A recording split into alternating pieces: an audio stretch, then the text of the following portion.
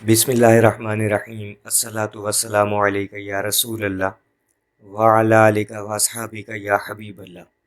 لاکھوں کروڑوں درود محمد اور آل محمد پر کہ جن کے صدقے اور وسیلے سے اللہ پاک نے ہم پر اپنی بے پناہ عنایات جاری رکھی ہوئی ہیں۔ معزز سامعین کرام، السلام علیکم۔ بزرگان دین فرماتے ہیں کہ اگر غفلت، گناہ، لغزشیں شب بیداری سے مانع ثابت ہو رہی ہوں اور کوئی شب بیدار ہو کر سحری کے وقت گریہ زاری اور گناہوں سے استغفار کرنے والوں کی فہرست میں داخل ہونا چاہتا ہو تو اس کو سونے سے پہلے اس ترکیب پر عمل پیرا ہونا چاہیے۔ سب سے پہلے 3 مرتبہ استغفار پڑھنی چاہیے۔ استغفر اللہ ربی من کل ذنب و اتوب الیہ، یہ استغفار 3 مرتبہ پڑھیں۔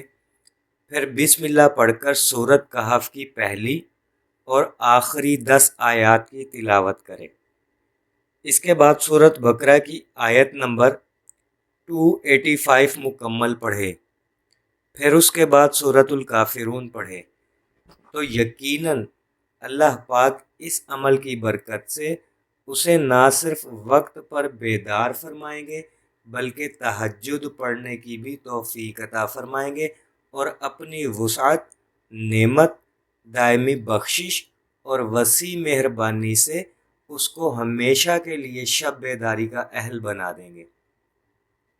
تو میرے عزیزو، روزانہ اس چھوٹے سے عمل کو کر کے سویا کرے، انشاءاللہ آپ کا نام شب بیداری کرنے والوں میں لکھ دیا جائے گا، یعنی تہجد پڑھنے والوں میں لکھ دیا جائے گا۔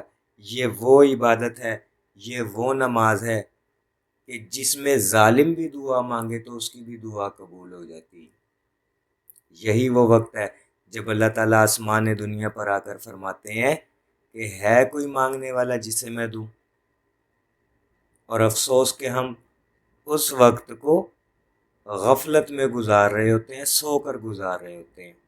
اور خاص کر درود پڑھنے والے کو تو تہجد لازمی پڑھنی چاہیے، کیونکہ تہجد کا وقت اور عشاء کی نماز کے بعد کا وقت یہ وہ وقت ہیں جب درود شریف کے خاص انوارات کا نزول ہوتا ہے،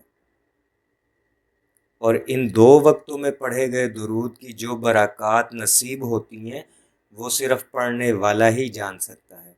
لہٰذا ان وقتوں کو ضائع مت کیجیے، عشاء کے بعد کا وقت اور تہجد کا وقت۔ کوشش کریں ان 2 وقتوں میں لازمی درود شریف پڑھا کریں۔